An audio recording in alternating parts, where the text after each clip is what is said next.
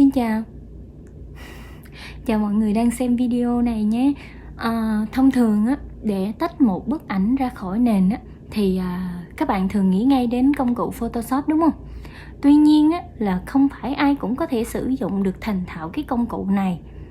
Thì hôm nay mình sẽ hướng dẫn cho mọi người một cái công cụ cắt ảnh tự động ha.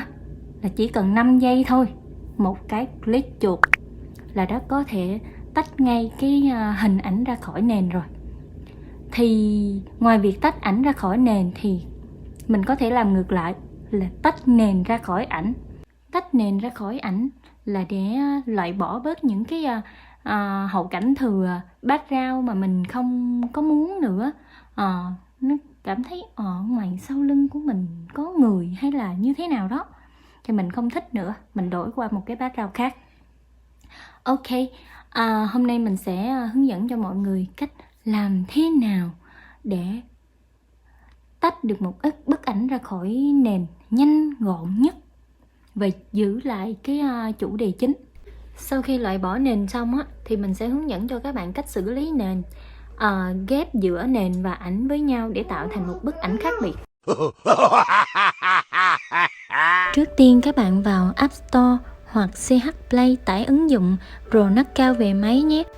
Ở đây thì mình đã cài đặt sẵn rồi, cho nên mình chỉ việc mở ra thôi. Còn bạn nào chưa tải thì cố gắng tải về máy để mình sử dụng. Sau khi đã cài đặt xong, các bạn mở ứng dụng ra và mình cùng làm thử nha. Các bạn chọn vào Cut Out nha và chọn vào Album. Sau đó chọn một hình ảnh bất kỳ mà mình muốn cắt bỏ nền.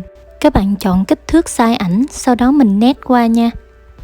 Các bạn chọn vào R Cut Out để nó cắt tự động ha. Sau khi cắt xong thì chúng ta sẽ có một thành phẩm như thế này. Bạn nào mà kỹ thì chúng ta có thể tiếp tục loại bỏ những phần thừa còn lại. Các bạn bấm vào hình đầu người ở phía bên phải gần chữ nét nha. Các bạn chọn công cụ Erase là công cụ dùng để xóa nền. Ở phía dưới xuất hiện 3 thanh công cụ. Thanh đầu tiên là để tăng size. Thanh thứ hai là dùng để xóa mờ hoặc là xóa sạch sẽ luôn ha. Thanh thứ ba là dùng để di chuyển xa dần giữa con chuột và cái cục xóa của mình. Sau khi chỉnh xong thanh công cụ thì chúng ta bắt đầu loại bỏ những cái phần nền thừa. Ngoài cái cục tẩy tròn này thì chúng ta còn có cái cục vuông và cục tam giác dùng để xóa các góc cạnh.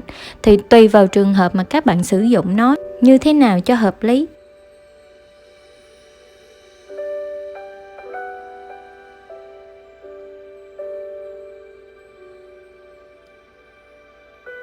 Bên phải của cục xóa có cái nút Recover dùng để khôi phục lại những gì mà các bạn đã lỡ tay xóa đi mất.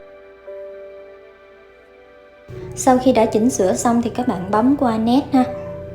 Ở phía trên chúng ta có 3 thanh công cụ. Blur là dùng để làm nhòa cái viền của bức ảnh mình vừa cắt đi. Hair Refine là dùng để làm cho cái tóc của mình nó được tự nhiên hơn. Add Border là dùng để thêm viền vào hình ảnh mà mình vừa cắt đi. Sau khi chọn xong thì chúng ta lưu lại, như vậy là đã hoàn thiện rồi. Tiếp theo mình sẽ hướng dẫn thêm cho các bạn cách xử lý nền và lồng chữ để tạo một bức ảnh trở nên sinh động hơn. Các bạn cần phải tải ứng dụng KineMaster về máy. Nếu như mà bạn nào chưa biết đến ứng dụng này thì vui lòng xem lại bài viết làm thế nào để có một hiệu ứng intro mở đầu thật ấn tượng để rõ hơn nhé. Bây giờ mời các bạn mở ứng dụng lên, chọn kích thước, chọn Media và chọn ảnh nền mà mình muốn thực hiện. Các bạn nên chọn 2-3 tấm ảnh nền để trong quá trình làm mình có nhiều sự lựa chọn hơn.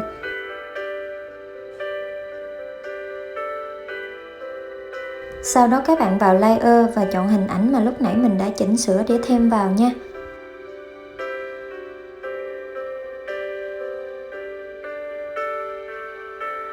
Các bạn căn chỉnh sao cho hình ảnh phù hợp với lại cái bố cục của background nha.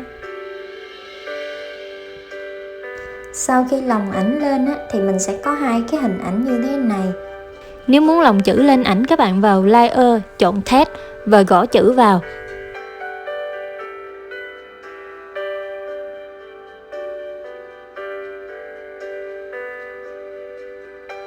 Sau đó các bạn chỉnh sửa phông chữ, kích thước và màu sắc sao cho phù hợp với lại bức ảnh của mình.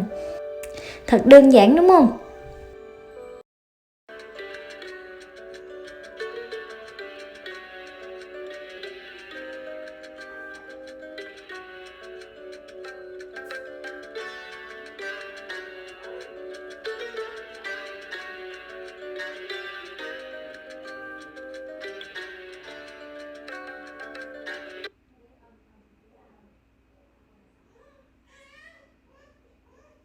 Các bạn nhớ xem hết video để xem kết quả của mình nha.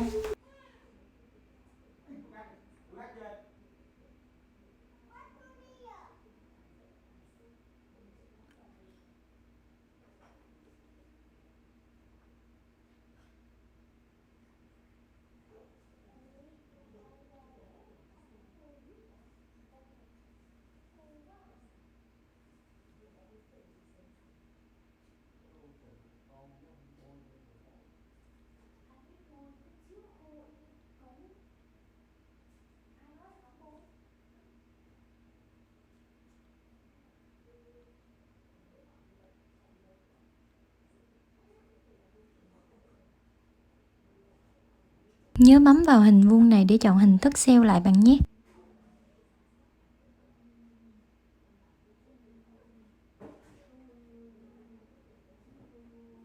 Và đây là thành phẩm của mình. Chúc các bạn thành công nha. Nếu cảm thấy video này hữu ích, các bạn nhớ like và subscribe cho mình nhé. Cảm ơn các bạn đã theo dõi video này.